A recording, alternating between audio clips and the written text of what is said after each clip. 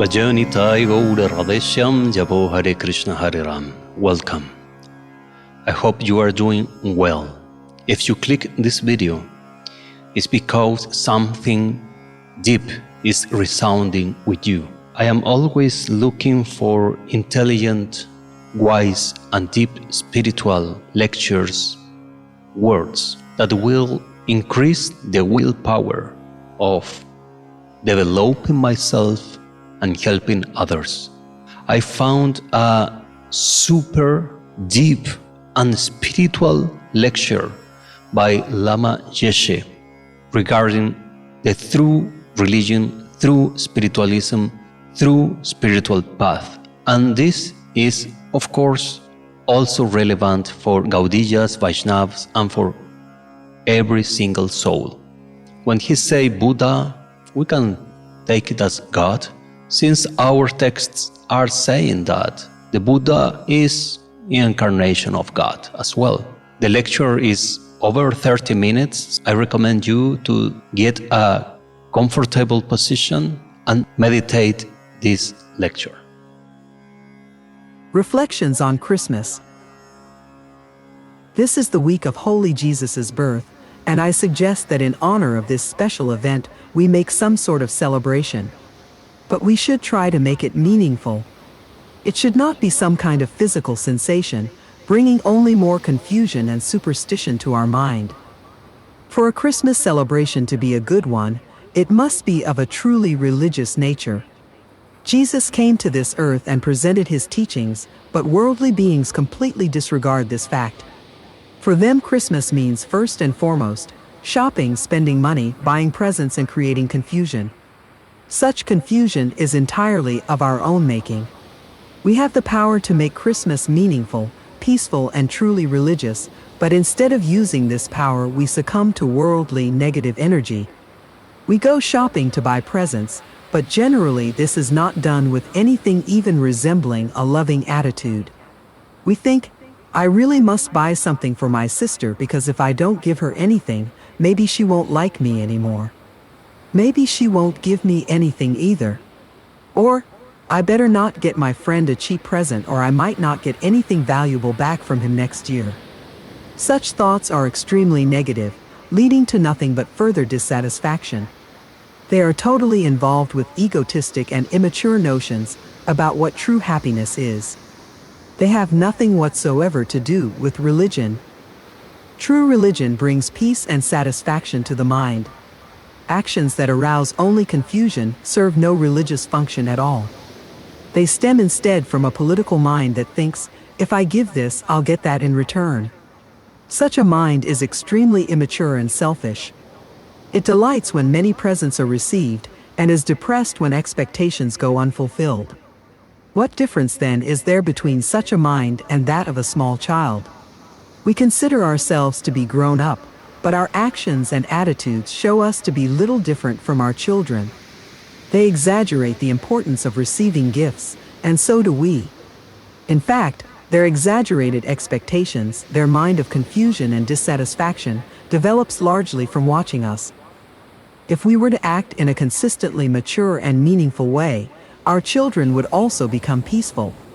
We sometimes think that they are naturally berserk and that we are something special, but this is not so.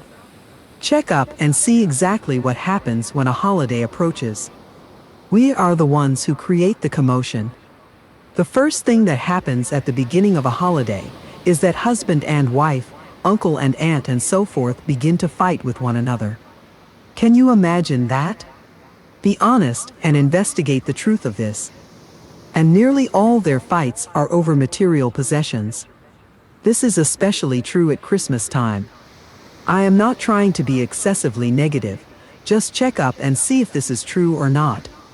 Holiday bickering has so much jealousy in it. Let me see. What did you get? What did he get? Such a dualistic mind is totally submerged in selfishness and wrong conceptions. This deluded type of behavior is not common merely to one culture. It can be found everywhere. Similarly, the antidote to this confusion is not taught merely in Buddhism. All religions strive to counter unsatisfactory, confused attitudes and bring us peace of mind. It is characteristic of materialistic people that they believe their happiness and frustration to be totally dependent on external phenomena and possessions. If they do not receive enough ice cream and cake, they are despondent, thinking, "I feel so empty. This Christmas has been such a flop, I could die." They actually think like this. For them, the success or failure of a religious holiday depends entirely on material things. That is why they are called materialistic. They cannot discover peace and happiness within their own consciousness and look instead for some external, physical sign of love. It does not matter how much they might profess to be spiritual. Their minds are completely obsessed by the gross material level of reality. When we look deeply with penetrative wisdom into such things as our attitudes and behavior at Christmas, we are truly practicing Dharma. This is the true religious pursuit. Dharma study does not mean to think about something coming out of the sky from another world. It deals directly with such questions as our motivation, what we are thinking and feeling right now in the midst of our everyday life. If we do not make an attempt to control and transform the negative, confused minds of jealousy, greed, and so forth, then there is no such thing as Christianity. There is no Buddhism, no Mahayana, nothing worthwhile at all. We must recognize the negative mind for what it is, and then slowly begin to find a solution for the pain it causes ourselves and others. In this way, our mind can be brought to a state of everlastingly peaceful realization. If we do nothing to correct our motivation and distorted ways of thinking, then Christmas exists merely for the ego. Although we are supposedly making a celebration for Jesus, what we are actually doing is completely degenerate. Therefore, if you want to come to this Christmas celebration and bring a present, the best present you can bring is a peaceful mind. If you can make such an offering with true love for one another, that is enough. There is no need for too much physical preparation and activity. Many Westerners have come to the East to study with gurus and lamas after becoming dissatisfied with the religions they found in their native countries. There then arises the great danger that when they return to the West, they will speak harshly of their native traditions. This is not only a useless activity, it is also extremely harmful to oneself. From a psychological point of view, such discriminations and angry criticism are a sign of mental illness. Why? Because the source of all our problems is our own faulty mental projections. On the entire earth, there is no such thing as a self-existent, permanent problem, independent of the mind experiencing it.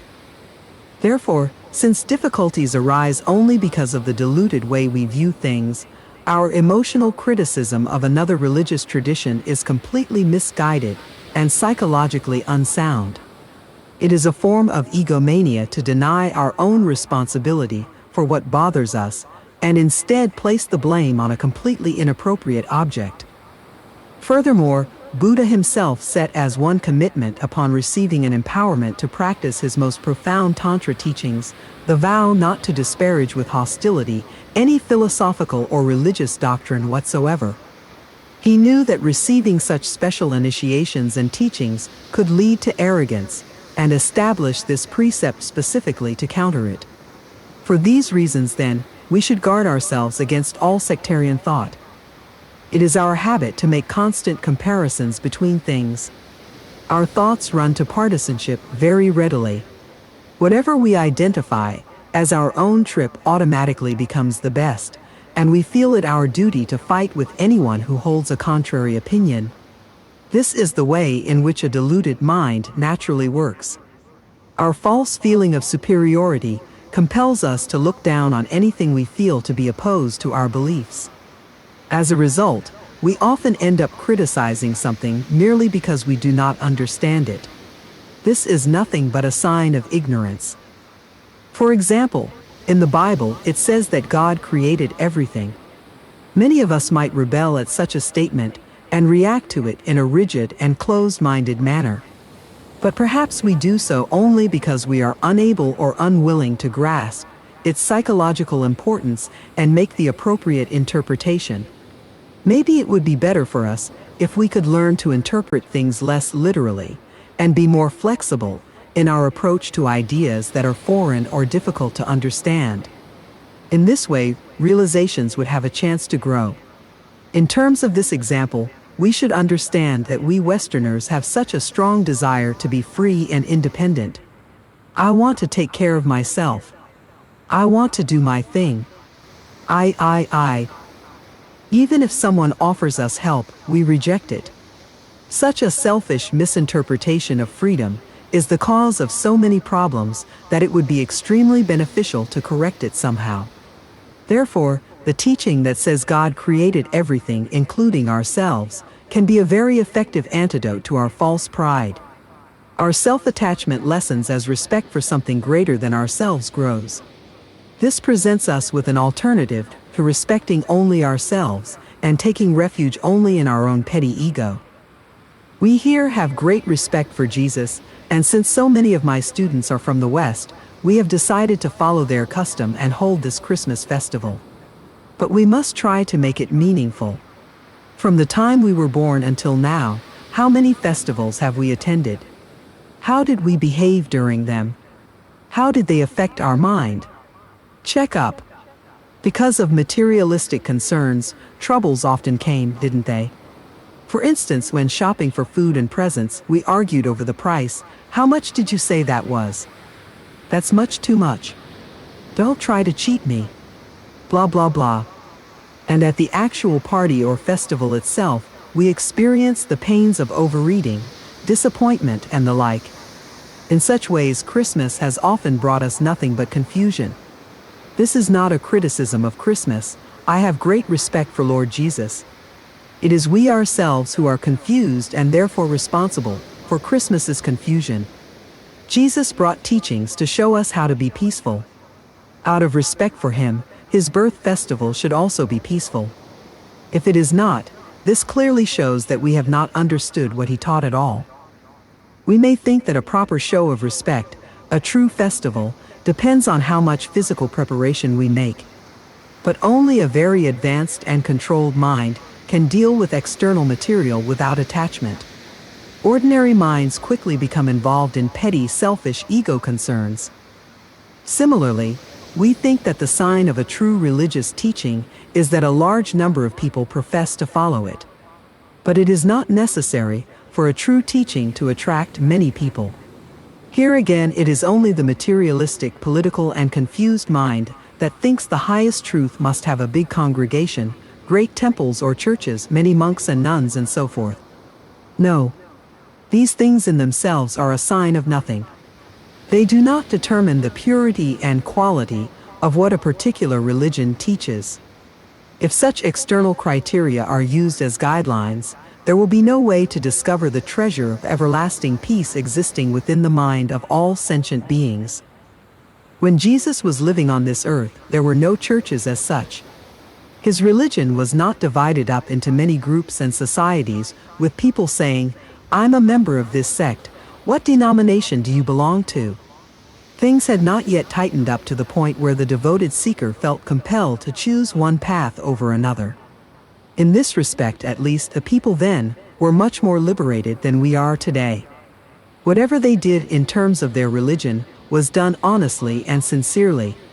Nowadays, however, when you ask someone why he or she follows a particular religious tradition, you are likely to hear, "Because my father did," or "Because that church is near my house." It is ridiculous to follow a particular set of teachings for these reasons alone. Others belong to a certain religion because it has the largest congregation in town. This also has nothing whatsoever to do with the true spiritual journey. One solitary being sincerely actualizing the everlasting peaceful path to liberation is more precious than a whole host of confused beings shouting, "This is my religion." Such people may easily criticize the sincere seeker, despising him for holding beliefs contrary to their own, but this is only to be expected. The thoughts and actions of highly realized beings are often contrary to those of the multitudes. In spiritual matters, popular opinion counts for nothing. It does not matter how many people are engaged in building a church, temple, or monastery. If they lack true religious feeling, their actions mean next to nothing. I am not against religion. I like all religions. But religion must be meaningful, and for this to happen we must transform ourselves inwardly. We do not become more religious by constructing more buildings, wearing beautifully adorned robes, or even by escaping into a mountain retreat. Without wisdom, these actions are meaningless. An individual's religion is the wisdom they have integrated into their consciousness. It is this and not the external trappings that is the true mark of religion. Religious art, for instance, is not religion. An image of Jesus or of Buddha is not religion. Religion is understanding. It is a completely internal matter. Therefore, if our Christmas celebration is to be truly religious, it is important to remember who Jesus was, what he did, and what he stood for. In this way, we can understand how he benefited so many beings and why he has been such a positive force, not merely in his own time, but throughout the past 2,000 years and up to the present day. Jesus had exceptionally great compassion. It is very good to check up on this fact and consider it deeply. If the thought comes to our mind, I must gain his realizations and become as compassionate as he was, then this is the most perfect basis on which to have a celebration of his birth. With this feeling in our hearts, a Christmas festival can be very meaningful and worthwhile. Therefore, I request all of you who want to come here next week for the festival, please do not think materialistically. This week, try to meditate. Isolate your mind from such distractions as worrying how to make your lives more comfortable, like, what shall I wear? Where should we eat? Should I buy this one or that one? Forget these things for a while. Instead, try to develop compassion and destroy selfishness. Remember that giving presents does not necessarily signify that you have overcome selfishness and have become a holy person. There are so many ways to give, and to do so arrogantly, thinking about your reputation and so forth, has nothing to do with charity and true love. If you cannot give material things without miserliness or some other political consideration polluting your thought, it is better not to give at all. First, train your mind. Try to be less attached to external things and work instead on your interior, mental training. This week, instead of planning and partying, going here and there performing confused actions and meeting with confused beings, instead of all this, try to meditate. Even if you have never meditated before, try to meditate now on love. Ask yourself, what does true love really mean? This is such a simple practice, but I think it can be extremely rewarding. It is not sufficient to say we know the meaning of love by thinking of our relationships with specific people such as friends, our husband or wife, and so forth. Giving presents to our family, for instance, is not necessarily a practice of religious charity or a sign of true love. Acting in a so-called loving manner only to these people can be a form of selfishness and have nothing to do with true love. True love is directed toward all beings without discrimination. Furthermore, the quality of any action is determined principally by the motivation behind that action, so we must be as aware as possible of the reasons why we are doing something for someone else. Why do we give presents to those we like and not to those we dislike? Since this is the way we in fact behave, what is the reason for it? Also, we do not give presents to people who dislike us. Why not? When we are making up our mind whom we shall buy presents for, what is going on inside us? How do we make these decisions? Asking ourselves questions like this about actions we generally take for granted is very beneficial and very revealing as well. It is not like trying to stump someone else with a difficult question, trying to gain advantage in a typically political way. It is questioning our own motivation, and this is a private, individual, and completely internal process. So please try as much as possible to check up on your motivation. We all agree that Jesus and Buddha must be holy beings. Yet neither of them made a practice of giving material things to others. Their principal giving was through showing the teachings on how to gain perfect realizations. Even when Jesus gave bread, this was just a relative expression of his primary concern, leading people to a realization of the Holy Spirit within. He knew how to give bread in such a way that it would help others gain everlasting peace and happiness. After all, Jesus was not stupid, he knew what he was doing. He had a much higher level of understanding than any of us. Our normal way of giving and of showing love to others is quite ignorant. The feeling that often rises in us while saying to someone, "Oh, I love you so much," is one of heightened emotionality, generating much confusion and internal conflict. And the presents we give at such a time are not given freely, but mask some underlying ulterior motive. Is this love? If we are really intelligent and have gained some understanding, we can see that the essence of true religion is completely opposite to the way we have acted in the past. So now is the time to check up. This week, before we do anything, think what it would be like to act with a completely different motivation. What is the reaction in our mind to this suggestion? If we want to have a meaningful Christmas, we should think to act in a manner completely contrary to the usual.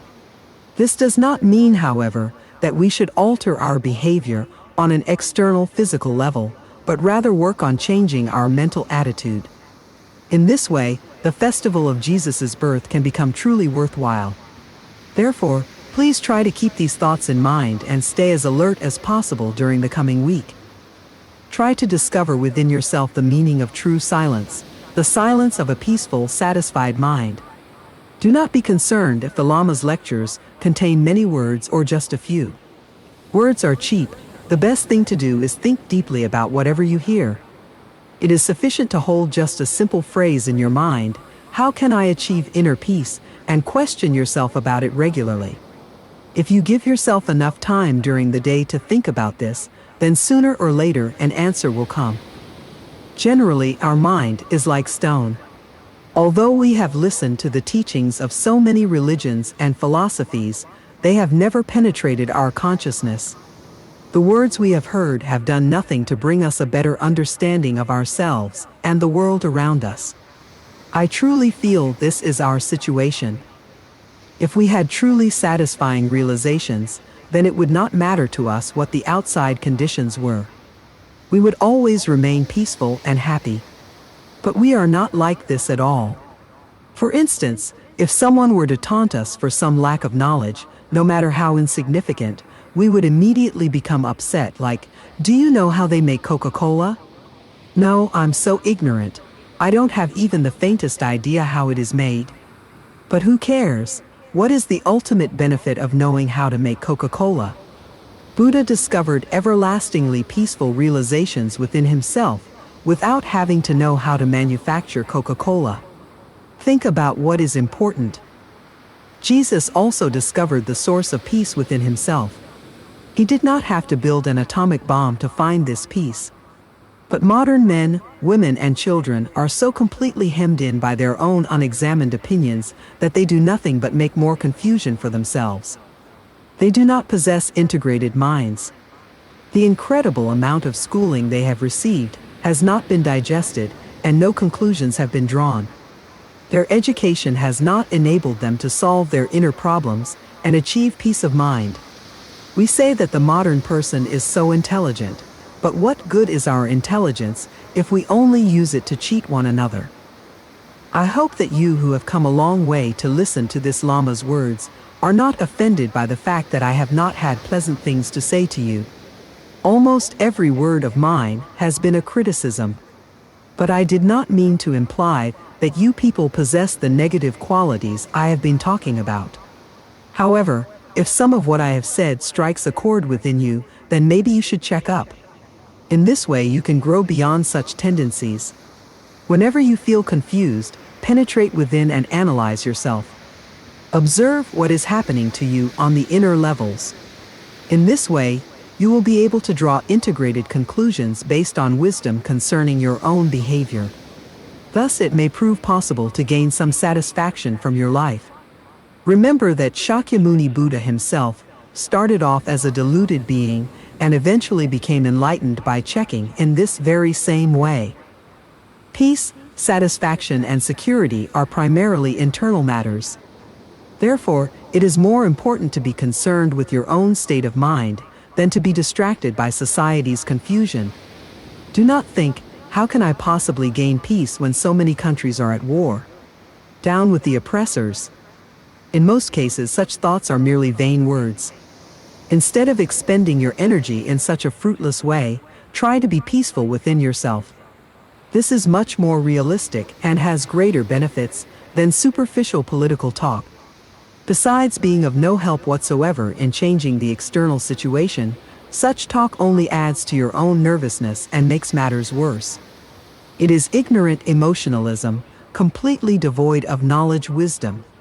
On the other hand, if you gain some true inner experience of peace by checking on your motivation and training your mind, you can share this peace with others. This will make a profound difference in the external situation and will be the most effective way of bringing peace to the world.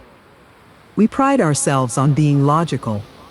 Well then, if everyone were to become inwardly peaceful and fully satisfied, the causes for war would cease, wouldn't they?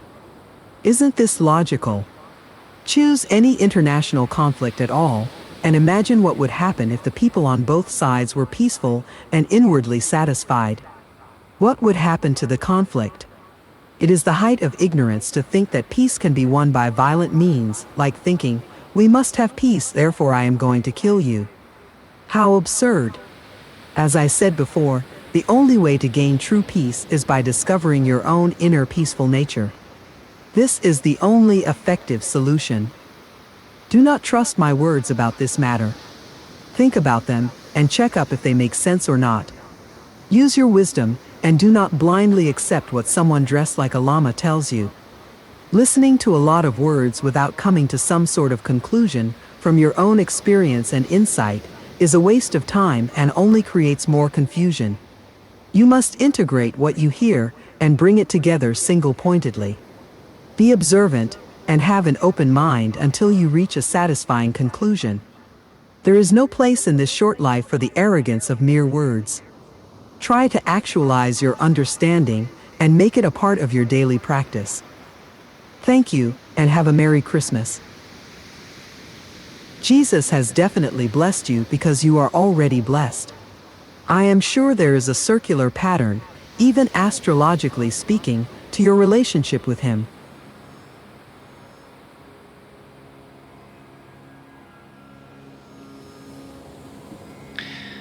Well, it's very little that I can add to this wonderful lecture, actually.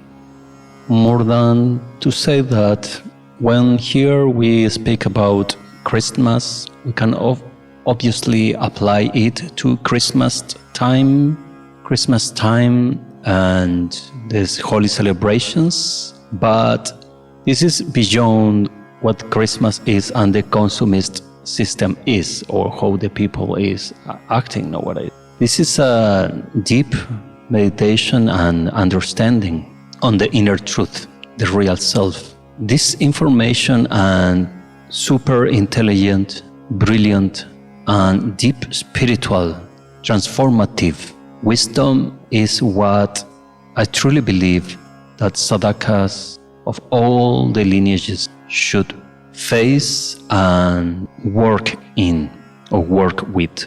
Otherwise, all the spiritual practices will not give any result if we don't work in ourselves. Then who will? Who will? Gaudiyas, Vaishnavas, speaking from my own spiritual family and all the branches, so many people is waiting that Krishna or somebody will come to help and to fix the things, but it is not happening.